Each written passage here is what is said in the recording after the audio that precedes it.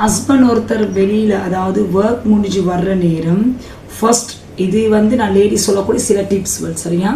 நீங்கள் என்ன ஒர்க்காக இருந்தாலும் அந்த டைமில் ஊடெல்லாம் க்ளீன் பண்ணிடுங்க. ஊட கொஞ்சம் வாசமாக வைங்க. புள்ளைகளுக்கு என்ன சரி இப்போ தேவையானதுகள்லாம் கொடுத்து புள்ளையெல்லாம் ஒதுக்கிடுங்க. முக்கியமான விஷயம் நீங்கள் க்ளீனாக இருங்க. தலைவலை வாரி ஃபேஸ் எல்லாம் வாஷ் பண்ணி ட்ரெஸ் எல்லாம் சேஞ்ச் பண்ணி அந்த வெள்ளை காட்டில் கொடுத்து அந்த ட்ரெஸ்ஸோடே நைட் வரைக்கும் நிற்கிற சில பேர் இருப்பாங்க. நைட்டியோடயே திரியிறேன் அப்படி லோன்னு திரி அதோடைய ட்ரெஸ் ஆக்கி போட்டு அந்த நாத்தத்தோடைய அப்படிலாம் இருக்காதுங்க.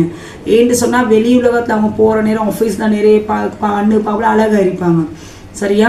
ரோட்டில் அழகாக இருப்போம். வீட்டுக்கு வந்துச்சு நாங்கள் குப்பை தொட்டி மாதிரி தான் அவங்களும் வெறுக்கத்தான் செய்யுங்க. சொல்லுங்க எந்த ஹஸ்பண்ட் வெறுக்க மாட்டேன்.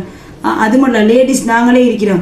நாங்கள் வெளியிலலாம் கண்ணுக்கு அழகாக பாட்டு வீட்டில் வரப்போ குப்பை தொட்டி மாதிரி அவங்களோட ஹஸ்பண்டோ வீட்டில் ஆட்கள் எங்களுக்கு எப்படி வெறுப்பாங்க. அந்த மாதிரி தான் எல்லாம் செய்கிற தப்ப ஒரு ஒரு கம்யூனிகேஷன் ஸ்கில்ஸ் இல்லை. வீட்டில் இருக்கிற பிரச்சனை எல்லாம் கோலை பண்ணுறேன். கோலை பண்ணி அவங்க என்ன செய்கிறாங்க எந்த பிரச்சனை இருக்கிற என்ன ஒர்க்கில் இருக்கிறாங்க தெரியும். ஓடு கத்தி கொண்டு இருக்கிறேன். கேட்காட்டி இந்த அவரோட சண்டை. வீட்டுக்கு வரப்போக்கலையே அந்த மனுஷன்ட முன்னு கத்துறேன். இப்படி ஆச்சு அப்படியாச்சும் கூட மாசம் அப்படியெல்லாம் இல்லை. இது நான் எல்லா பெண்களும் ஒரு சில பெண்கள் அண்டர்ஸ்டாண்டிங் இருக்கிற நல்ல லேடிஸ் நிற்கிறேன் அவங்களுக்கு இல்லை. பட் அந்த அண்டர்ஸ்டாண்டிங் இல்லாத அந்த ஒரு நாலேஜ் இல்லாத அவங்களுக்கு மட்டும்தான் சொல்கிறேன். கோவிச்சுக்குள்ளவான இது ஒரு அந்த உங்களுக்கு ஒரு அட்வைஸை ஏற்றுக்கோங்க. அதோட பிள்ளைகளுக்கும் சொல்லி வளங்க. வாப்பாக்கு வந்து கட்டாயம் ரெஸ்பெக்ட் கொடுக்கும். ஏன்னா தகப்பன்ட்டு சொல்கிறவங்க வந்து அவங்க பெரிய விஷயம். அவங்க தான் ஒரு குடும்பத்தில் தூண்.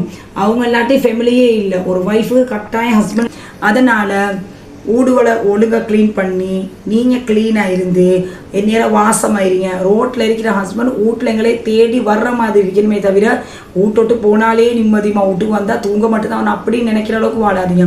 நல்ல ஜொலியாக இருங்க. ஷேர் பண்ணுங்க. இந்த நேரம் பிரச்சனையை பற்றியும் கவலையை பற்றி கஷ்டத்தை பற்றி மட்டுமே சொல்லுவானு. முக்கியமான விஷயம் என்னத்தை தந்தீங்க நீங்கள் என்னத்தை சந்தோஷமாக வச்சுங்க அந்த வேர்ட்ஸ் மட்டும் ப்ளீஸ் பண்ணி பேசாதீங்க. ஏன்னு சொன்னால் வீட்டில் இருக்கிற எங்களுக்கும் கஷ்டம் தான் இல்லைன்னு சொல்லலை.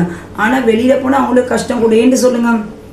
ஆஃபீஸில் மேனேஜர் கத்துவான், பஸ் கத்துவார். இதே ஷாப்பில் ஒர்க் பண்ணுன்னு சொன்னால் வார கஸ்டமரை மேக்கணும் அது இதுன்னு நிறைய பிரச்சனை. இது அவ்வளோ பிரச்சனை அவங்க யார்கிட்ட திறமா கொட்டுரு. அது கோவமாக ஒய்ஃப்ட மேலே அவங்களோட அன்பு யார்கிட்ட மேலே அன்பு இருக்கு அவங்களோட மேலே தான் காட்டுவாங்க. நீங்கள் அதை வந்து அதை ஏற்றுக்கொள்ளணும். ஏற்றுக்கொண்டு அவங்களுக்கு அதை ஷேர் பண்ணி அவங்கள கூல் பண்ணி பேசணும். ஆனால் நீங்கள் கூல் பண்ணி அவரோட சரியாக இருந்தால் உங்களே விட அவர் பெருசாக உலகத்தில் யாரையும் நினைக்க மாட்டார், மதிக்க மாட்டார். அவர் உங்களே அங்கே வைக்க மாட்டார், இங்கே அவர்கிட்ட கிட்ட வைப்பார்.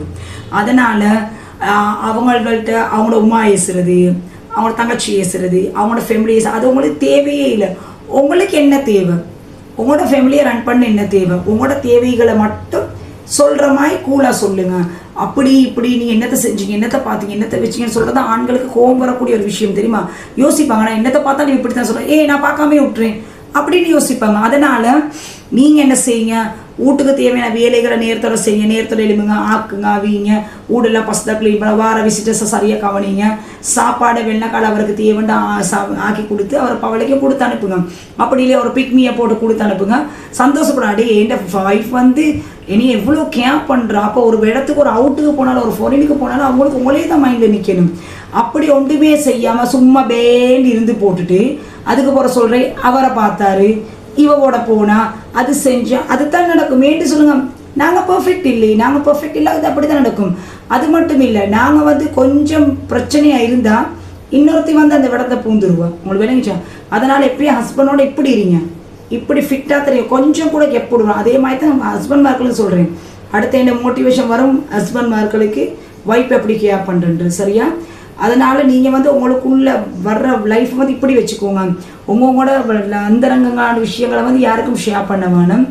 பிரச்சனையாக ரெண்டு பேருக்கும் ரூம் உள்ள கதவு மூடுங்க, பேசுங்க. புள்ளையில முன்ன கூட சண்டை பிடிக்க வேண்டிய ஏன்னு சொல்லுங்க. எங்களுக்கு ஒரு பிரச்சனைன்னு தெரிஞ்சால் அதை 1-10 வைக்கிறதுக்கு ஆள் கழிக்கிறாங்க. பிரித்து அப்படியே குடும்பத்தில் புது குழப்பம் பண்ணுறதுக்கு ஆள் கழிக்கிறாங்க.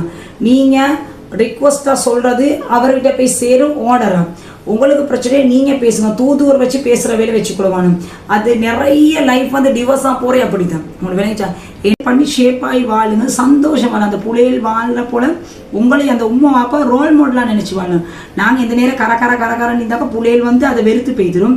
அதே மாதிரி ஹஸ்பண்ட் வர்ற வேலைட்டு வர்ற டைம்லையும் நீங்கள் ஜொலியாக ஹாப்பியாக இருக்கீங்க. அந்த ஹஸ்பண்ட் வந்து கூட தேடி வரணும். வீட்டுக்கு வந்தாலும் இப்போ பார்த்தா கரண்டு சப்தம் அப்படின்னு நினச்சி போகக்கூடாது. விளங்கிச்சா. அதை வீட்டுக்கு போல் வாசமாக வைக்கணும், அந்த வர போல் நாத்தமையோட போட ஓடிடுவார். அப்படி இருக்கக்கூடாது, கோவப்படவாங்க ப்ளீஸ் பண்ணி. இது நான் வந்து ரிக்வஸ்ட்டாக சொல்லிட்டேன். எனக்கு வந்து நிறைய கவுன்சில் கேஸ் சொல்வார். ஹஸ்பண்ட் மார்கள் சில பேர் பர்சனலாக சொல்லுவாங்க, ஒய்ஃப் மார்கள் கொஞ்சம் க்ளீனாக நல்லா இருங்க சரியா, உங்களோட லைஃப் உங்களோட கையில். அதுக்கு போகிற ஹஸ்பண்ட் வேறு ஒய்ஃபை தேடி போனார், இன்னொரு கேர்ளை தேடி போனார்ன்றது சொல்ல வேணும் சரியா. இது நான் வந்து நிறைய விஷயங்கள் பேசணும், எனக்கு இந்த பப்ளிக் சோசியல் மீடியாவில் பேசுகிறேன். நானும் ஒரு லேடி தானே, இது ஒரு ரிக்வஸ்ட்டாக சொல்கிறேன். உங்களோட லைஃப்பில் இதை தேவையானதை எடுத்து யூஸ் பண்ணிக்கோங்க. ப்ளீஸ் பண்ணி என்னையோட கோவப்பட வேணும். அல்லாஹ்வாக நான் ஏதாவது தப்பாக பேசியிருந்தேன், நீ மன்னிச்சுக்கோங்க. ஓகே, தேங்க்யூ, பாய்.